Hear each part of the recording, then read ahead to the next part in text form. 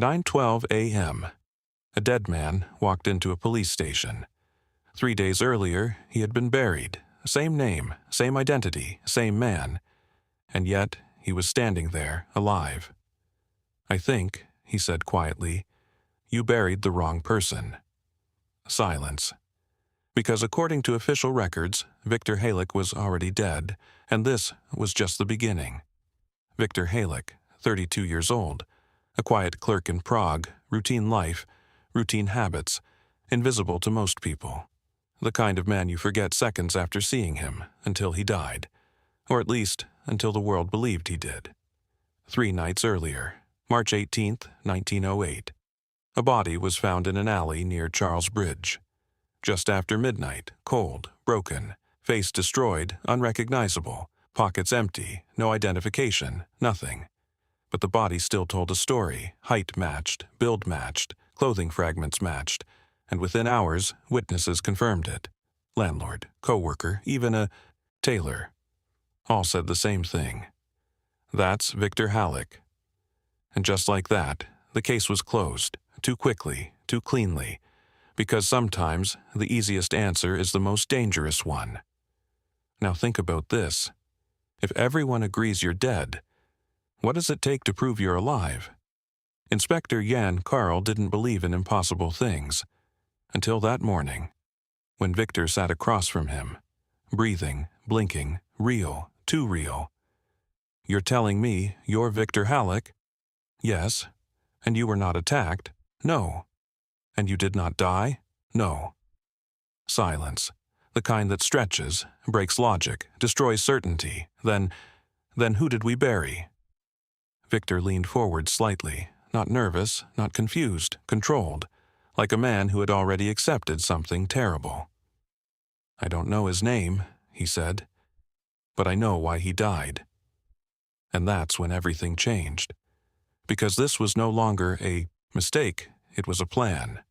A week earlier, Viktor noticed something strange, small, easy to ignore. At first, a man across the street, standing still, watching, every evening, same place, same time, not moving, not speaking, just watching. Day 1, coincidence. Day 2, uncomfortable. Day 3, pattern. Day 4, fear. Because the man wasn't just there, he was focused, on Viktor. And this was just the beginning. Then the letter arrived. No name, no return, no explanation, just one line. "You have something that doesn't belong to you." That's it. No threat, no detail, just certainty. And somehow, that made it worse, because it meant whoever sent it already knew. That night, Viktor didn't sleep. Every sound mattered, every shadow moved, every second stretched, until morning came, and the man was gone. Completely gone, like he had never existed. And for a moment, Viktor believed it was over. It wasn't. March 17th, 10:40 p.m. The street was quiet, too quiet. Viktor walked home, steps echoing, then another sound, behind him, footsteps, faster, closer, too close. He turned, nothing, empty street, no one there, but something was wrong, he could feel it. Then he reached his building, and stopped. Because the door was already open, that's when fear became certainty. He stepped inside slowly. The hallway was dark, silent, heavy, like the air itself knew something had changed. Then, a voice from inside his apartment. "Viktor?" Soft, clear, familiar, impossible, because it sounded exactly like him. His hand trembled. He pushed the door open, and everything stopped. A man stood inside, wearing his coat, his clothes, his watch, his life, and when he turned, same face, same eyes, same scars, same everything, except the expression. Calm, too calm, like he had been waiting. "You're late." That was enough. Viktor ran, no thinking, no hesitation, just instinct, down the stairs, into the street, into the night, because one truth was now clear. That man was going to replace him. Now pause. If someone had your face, your voice, your life, would you fight or would you run? Viktor didn't go back, didn't report it, didn't understand it. He hid, waited, tried to make sense of it. But the next morning, everything collapsed. The newspapers, the reports, the confirmation. A body had been found, identified as Viktor Halek, which meant the man in his apartment was now dead.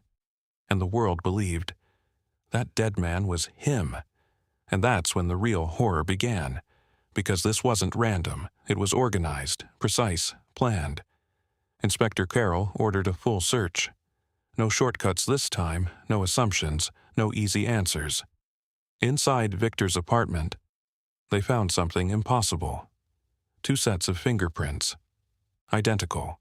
Perfect match. Every line, every curve, exactly the same. No variation, no difference. That should not exist, but it did. And that's when the case changed. This wasn't murder. This was replacement. Hidden beneath the floorboards. They found a box, locked, sealed, forgotten, or hidden. Inside, documents, names, dates, dozens of them. Each marked with one word, replaced. Victor's hands began to shake. Because near the bottom was his name, and suddenly everything made sense. This wasn't about him, he was just next. A system, a network, people being copied, perfectly, replaced, erased, one by one. The body in the alley, not the victim. A failure, a mistake, a replacement that didn't work. And Viktor? He survived. Not because he was lucky, because something went wrong. And that made him dangerous. Days passed, then weeks. The case grew, then suddenly, it stopped. Files disappeared. Evidence vanished. Witnesses changed stories. Records erased, like someone didn't want the truth found. And Viktor Halek, gone. No trace, no record, no body, nothing. Like he had finally been replaced. But here's what stayed. Years later, in Vienna, a man was arrested. Multiple identities, perfect documents, perfect lies, and a face that matched someone long dead. And that's when people understood something terrifying. This wasn't one case, it was a pattern. Because sometimes you don't disappear all at once. Sometimes it starts slowly, a shadow, a change, a feeling. Until one day, you're gone, and no one notices. And before we end, think about this carefully. If someone out there had your face, your voice, your life, would anyone know the difference, or would they accept the version of you that replaced the real one? If this story stayed with you, like it, subscribe, and tell me in the comments, how would you prove you're still you? Because maybe that's the one thing no one can fake. Or maybe that's the first thing they take.